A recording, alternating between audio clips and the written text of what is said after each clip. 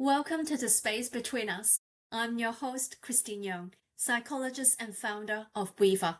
This is a podcast about your social health and connections and what happens to them when you are building something that demands everything. If you are leading, founding, or building something ambitious and wondering how others stay connected to those they love and care, this is for you. Every episode, I speak with leaders and founders who share what it really cost them and what they learned along the way while building big things. Not your usual expert advice podcast, just truth. This is the space between us. Let's meet there. Welcome back to the space between us. Today's guest is someone I've had the privilege of knowing for 15 years and watching her show up consistently and fearlessly advocating for equity in every room she walks into. Dina Ward is an organizational psychologist and over 15 years of experience across public, private, and not-for-profit sectors. She is the head of organizational capability and development at Grilled. She has spoken to organizations like Coca-Cola on diversity and inclusion, have been featured on SBS on unconscious bias in recruitment, and was just named one of the most influential HR leaders shaping the future of work in 2026. In this episode, Dina and I get into something that doesn't get named clearly enough. The question of what having it all actually means, who defined it, who does it serve, and why is the pressure always placed on the individual when it's the system that's broken. This is a conversation about ambition, relationships, and what changes when you stop blaming yourself and start seeing the system clearly. If you have ever felt like you were failing at the juggle,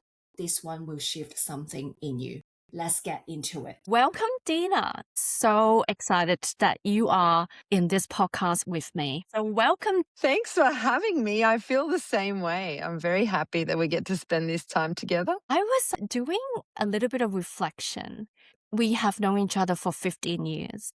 These 15 years, we have watched each other grow and support each other career journey. And one thing absolutely you haven't changed is your fearlessness in supporting female and your work in diversity and inclusion. I have watched it since day one. I know you at Test Grid and then did amazing work with Bupa and then now with Grilled. Where does your ambition come from? That's a really good question. Well, first of all, I have to say I'm really glad that that's been the one consistent thing in your experience of dealing with me.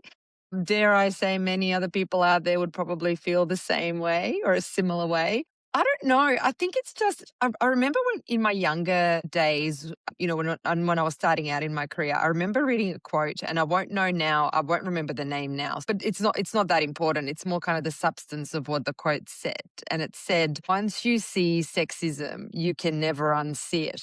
And it really stuck with me because I feel that that's been my journey.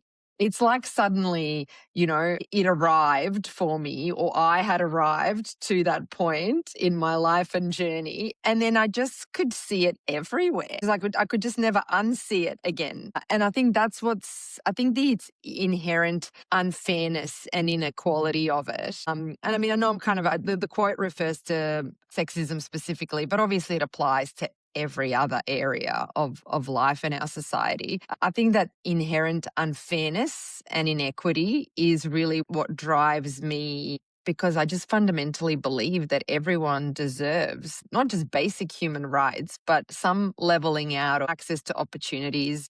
And I think that's, we're not there yet. We haven't solved it. So I keep going, 15 years and counting. Love it. I love it. And would you say that would be the very core purpose for your work? I definitely say it's a core of who I am and what drives me. I think my kids would say the same thing. They often parrot back the things that I've been saying to them for years and years. If whenever we're reading a book and, we might come across a word like mankind, for example, my 9-year-old, I have a 9-year-old son, he will say, or womankind or person kind. So it's definitely a personal brand of mine. I think people who interact with me will probably confirm that. Yes, it's a fire. It's a deep raging fire that keeps on raging.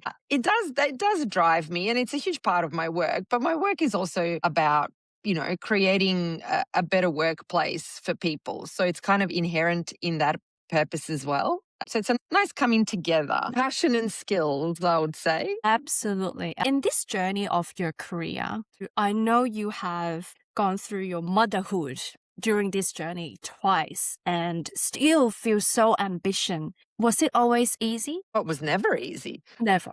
No, it's still not easy. Sorry, was I making it look easy? Because I didn't mean to mislead. No, not at all. And I think it's more about this podcast is about what does that really cost you? Any people that have an ambitious career, what does that cost to our personal relationship, motherhood, marriage, a romantic partnership, friendship, and of course there are unexpected gifts. Mm. I think probably on the family side of things is what I can most easily reflect on. It's kind of interesting because having work in my life is what drives me because it gives me a purpose that I feel is, and I don't want to say bigger than motherhood alone because it's not about kind of comparing the two, but I feel that it does contribute to how I mother and how I am with my kids because, I'm a whole person and it's a multifaceted person, but I feel that having my work and that drive and that passion and having that purpose is almost a legacy I pass down to my kids in a way. So it's very much a part of my life. I remember somewhere along my journey chatting to someone.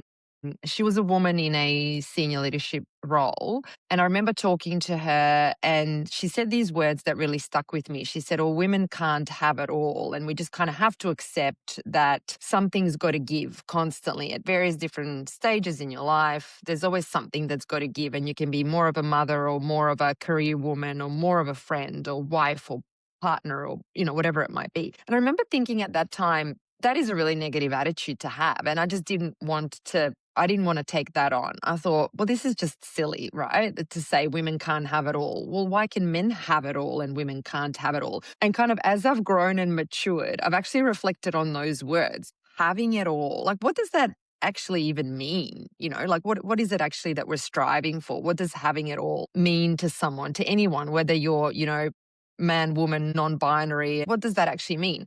And it's kind of unfair because the pressure and onus is put on the individual, but really you're just working in a system that is set up against you. So it kind of almost sounds like a greedy thing that, if you're ambitious about your career and you also have kids, oh, you want it all, don't you? And it's kind of like, well, no, really, need to make a living because, the world has evolved and no longer can we exist as a single income household. When you've got one breadwinner and one homemaker, we're just not set up that way. That's just not how society works. A lot of the times people need a job for financial reasons. And then those of us that are lucky, privileged enough to also extract meaning from that or fulfillment or have it serve some sort of greater purpose, amazing. But I don't see it as women or anyone out there wanting to have it all. It's simply wanting to have a life that has a meaning beyond just home or just work or whatever it might be. I think I find the challenge of ambition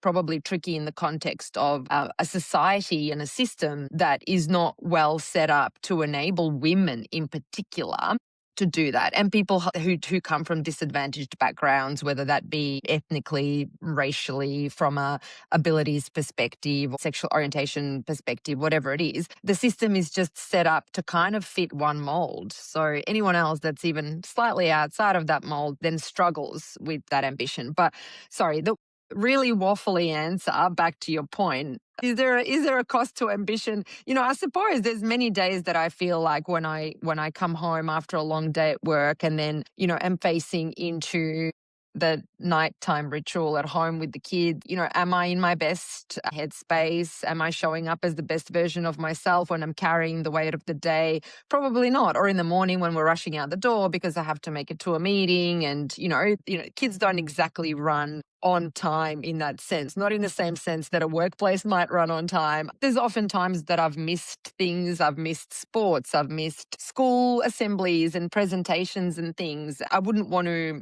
pretend otherwise. it is a painful thing, and I have struggled with it. I've struggled with this idea that I'm failing on the home front, or if I'm showing up on the home front, I'm failing on the work front. It's a constant juggle and balancing act. But again, going back to the system is fundamentally broken. In the last 3 weeks alone, I can give you 3 examples of when I've needed to show up to my kids' school at 2 p.m. on a Wednesday or a Friday because we've had a Mother's Day afternoon tea, we've had some sort of classroom exhibition, and then we have a violin performance next week at these kind of obscure 3 p.m. on a Friday, 2 p.m. on a Wednesday. And it's going, well, this system does not add up with a working parent reality. So, like, where is the breakdown? And there's so many. I guess with maturity and time, I've gone, is there a cost to ambition? Yes, there is. I try not to take it all on me, though, and not as a personal failure of some sort. I just simply acknowledge I exist in a system that is really set up to make me fail rather than succeed. If I that think makes that's sense. the point. I think what you just said is the gold nugget for any women that want to have an ambitious career or already have an ambitious career to know that it's not a personal failure. It's the system that really set us up in a way that, mother's guilt in the first place, where does the guilt come from is because the system doesn't allow us to do both. No, definitely not a personal failure. I would have, a number of years ago, I would have thought that and internalized a lot of it. But the older I get, I go, no, that's broken and that's broken and that's broken and that's broken. It's not me, it's the system. It's the system. Yeah, absolutely. And in this journey of your career, what is the people that support you and with you? What does your village look like?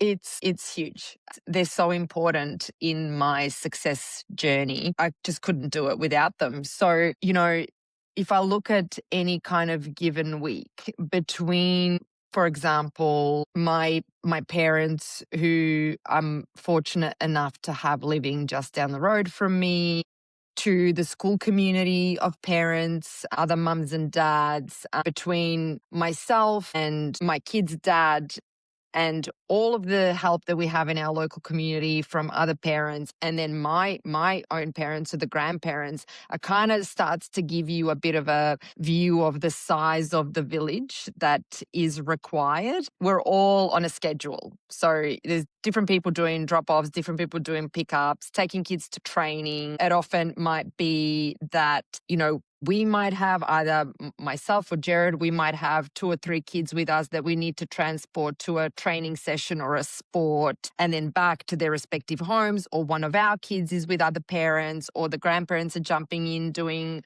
a drop-off in the morning or collecting kids in the afternoon and kind of bridging a gap of a couple of hours until one of us gets home from work. So it's tricky. It takes a lot of coordination and management of various different stakeholders, but it does all come together thanks to all of these people. There is absolutely no way that between the two of us as parents to our kids, we could achieve this with both of us working. So we're both working parents. There is absolutely no way that this could ever happen as smoothly as it does. And I'm just mindful that there's a lot of people out there that don't have that village around them, particularly people. Obviously, we've got a lot of myself, obviously, I'm a migrant, but I'm fortunate enough that I migrated with my family when I was 15. So I do have my folks here. There's a lot of people that don't have that privilege. And that's really difficult because I guess we've evolved as a society to no longer live as a part of a village. Why did we ever do that? It makes no sense. The village is brilliant, and it's that community that we so desperately need, especially in this online world that we kind of, predominantly live in. Like, we need the village more than ever. But for some reason, we've evolved to be quite isolated. But yeah, if that gives you an idea of the village is huge, they're all really wonderful, really invested. I just absolutely could not do it without them. And how about role modeling at work? Like you mentioned about, your family as your village. How about your colleagues? Any village that you build yourself that is not your original family? Wow, that's a great question. So the way I'll answer that is I've been extremely fortunate to have had really great leaders over the years, understand the need for I'm going to say flexibility, even though I don't really like that word. It doesn't sit well with me. And it kind of sounds almost like we're taking advantage of something. Flexibility sounds like you're getting some sort of a perk when really, you're just trying to live a life that doesn't necessarily kind of run on a 9 to 5 kind of format. But yeah, I've been really fortunate to have great leaders who are very understanding and also experience these challenges themselves. I have been very lucky to work with female leaders for the majority of my career. And when I've worked with male leaders, they've just been on a journey with me and I suppose with society and kind of where we're heading. And particularly for men these days, they're increasingly more involved in their children's lives and in their home lives. That's a helpful start. But don't get me wrong, like a lot of my work is with senior executives, and there's a lot of them that still exist on that kind of old school model where their success and their 24/7 in their job, whether that's in the office or outside, is very much enabled by a wife at home. They don't really need to do drop-offs, pickups, or any of those types of things. And that's been quite obvious to me as well. And that's where the inequality really shows up for me. And I feel like, well, we need to all contribute. So the village that you've got, what do you think the 3 most important skills to help you to maintain this relationship? With the village, Yeah, with the village. it's a give and take kind of relationship, which is really what the crux of any community is. It's being there for one another. So I know it potentially was sounding like I access my village, which I do for a lot of things, but it's very much a two-way street. So I think what I was saying earlier is, you're sometimes jumping in for other parents who might be struggling to make pick up or drop off or make it to sport or make it to a game. It's really about being there for each other and jumping in for each other when we need it. And that was probably the hardest thing I remember during COVID for a couple of years, is kind of losing those connections with people that made you feel a part of your local community. If I think of it from my kids' perspective, it's really great for them because they know their local community really well. So that makes them feel that sense of belonging. It makes them feel safe. It makes them feel a part of something bigger than just their household, which is so important, right, from the kind of social capital point of view as they're growing and developing. But yeah, I mean, I think with the village, it's very much a two-way street. If you're taking, you've got to be prepared to give as well in whatever way you can. So for me, for example, it's not a lot of weekday kind of situations that I can be a part of. But what it means for me is on the weekends, I can certainly jump in and say, I'll bring this group of kids over to my house for a few hours and throw on a play date or bring them to a playground or take them to a play center or whatever it might be. It's my way of giving back. And then you sort of just find your people and kind of adjust your rhythms in terms of what you all bring to the equation to find a happy balance. And anyone around you that hasn't understood your ambition? Yes, lots. I think particularly as a mother, there is still quite a lot of judgment out there in wanting to do. There's this perception almost that it's selfish to want to have ambition or to want to have a career. It is perceived as somewhat of, but your kids will only be little for so long. And don't you want to be there to see it all? You don't want to be missing it. Blink and it's gone, which I do agree, blink and it's gone. But, also there's that other saying. Gosh, I'm full of sayings today, aren't I? Or just recalling things that I've like little nuggets of wisdom I've picked up along the way. The years are short, but the days are long. That very much resonates for me as a parent. And I think, yes, there is definitely still a portion of our society or individuals in our society that still hold the view that, women should be at home as a primary caregiver, raising their kids rather than prioritizing themselves in chasing a career. And I mean, look, generally my response to that is just to quote research, Christine, which won't come as a surprise to you. Research actually says, but actually, I'm being facetious. I probably would have done that in my earlier years, kind of had a rebuttal around, well, actually, research says that children of working mothers grow up to be better emotionally adjusted and more successful, etc. But actually, it's not at all kind of an argument that I really care to get involved in nowadays. I think that you do you, boo, is kind of the advice I give to my team and my kids also. Is if staying at home is for you, you stay at home. If going to work is for you, you go to work. If some sort of combination of the two, like you just do you and what works for you and your family. There should be zero expectations or judgment on anyone in terms of their life choices.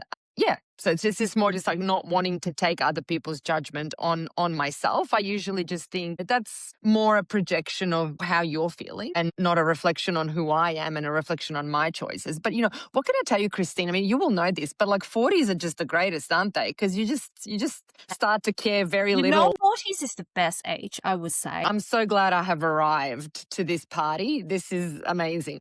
So happy to be here. It's beautiful because I think because we have grown into ourselves that we understand what we want. And we are not like, I think both me and you do not subscribe to any BS out there and just do us. And I think your point about you do you, I think that's what women need. It's not about you have to be, now staying home is not a thing. You have to have a career. It's not that what we are advocating for either. If you feel like you want to be a full-time mom, be that. And if you want to be having both and still ambitious chasing your career, be that. And I think this is something organizations need to know is we need to cater that you do you in a way that I also hate the word flexibility, but it's different ones. It's hard, but I think organizations need to pay attention to that as well, rather than cookie cutting. Yes. Right? Yeah. And yeah, I think we are slowly changing, but we are not there yet. Yes. So it's a journey. If there is a magic wand that we need to all teach our next generation, what kind of skills you think we need to teach kids so that we can have a better humanity? That is a very difficult existential question that I probably have different philosophies around it. But look, to keep what could become a really complicated answer short and succinct, I think our kids are digital natives. So technology is just a part of who they are. I said just arrived in my 40s and my kids, I get frustrated with how long it takes me to navigate things on my phone, and they'll snatch, like my 12-year-old daughter snatches the phone out of my hand and says, "Give it to me, mum," and then does it in 2 seconds. So if that kind of paints the picture of just how comfortable they are with technology. It's just a part of their DNA, right? So we certainly don't need to teach them those skills. And again, AI is part of their life. They're learning how to prompt AI in primary school. So I feel like all of those kind of emerging skills of the future, whatever labeling we want to put on them, we've got those sorted. I think where things will get lost is all of the uniquely human skills. So it's empathy, it's our creativity, critical thinking and judgment. They're really the things we're going to have to over-index on for the next generation, right? Because if they get so used to being able to get an answer at their fingertips from chat or Claude or wherever it comes from, it almost trains the brain to not think critically about things, to not use judgment, that uniquely human capability. Yeah. And I think that's what we will need to really over-index on. I'm saying for the next generation, but even for ourselves, I do it a lot of the time. I try and test myself in a way that I go, don't go to Claude. Just actually work this through yourself first. Like, don't just go for the easy answer, right? Even when it comes to things like working out, I wonder what goes into that recipe. I wonder, is that tomatoes or is that tomato paste? I can just quickly talk into my phone and go, what goes into this recipe? So trying to actually actively stop myself from doing it. And I'm particularly mindful of it when I'm in front of my kids, because I think, well, I'm role modeling to them. So if I'm showing them that you can just reach for an easy answer, then what am I ultimately teaching them? So yes, the uniquely human skills, empathy, critical thinking and judgment, creativity, like all the beautiful things that make us human. Yeah, that's what we used to grow up with and play when we were little. right? Playfulness. I Yeah. mean, playfulness is definitely something we want to hold on to. Yeah, absolutely. So before we close this podcast, is there anything you feel like you have an urge to tell the listeners that I haven't asked you about relationships, ambition, human skills? You've got me in this reflective mood over the last few days, just kind of reflecting on like what is the meaning of life. So very existential, but I tend to go through these phases because it's just how my brain works. But I guess probably one of the things is that I would say to people is you change and evolve so much as an individual. Sometimes it's almost hard to look back and recognize, who you might have been 20 years ago. I'm certainly there's elements of a 20-year-old Dina that still feel relevant today, but she is largely a different person. And I think that's a beautiful thing about being human. I think sometimes we can feel like phases of our life or who we are is static, but it's not. It's continually changing, right? It's learning and it's growing. And I feel like it goes for everything, whether it's your career that's changing and evolving, whether it's your relationships that are changing and evolving. It's kind of the beauty of life. And I think embracing it is a much better thing than fighting against it. Thank you so much, Dina, for today. From what I heard from you, one thing is very important is sometimes we put so much pressure on ourselves, and we need to recognize that a lot of the time as women, particularly, it's not a failure, it's a system error. I love that summary. Yeah, a system error. I always say it's not interpersonal for personal fault. So I think recognizing that is going to free ourselves up to really experience what you said about life. Like it's not always rosy, but No, it's all worth, worthwhile. yeah, it worthwhile, absolutely worthwhile. So thank you so much, Dina, for being with us today. You, what a fun way to spend my afternoon, just chatting to you. You're awesome. I Thank you. appreciate it. Thanks, Chrissy.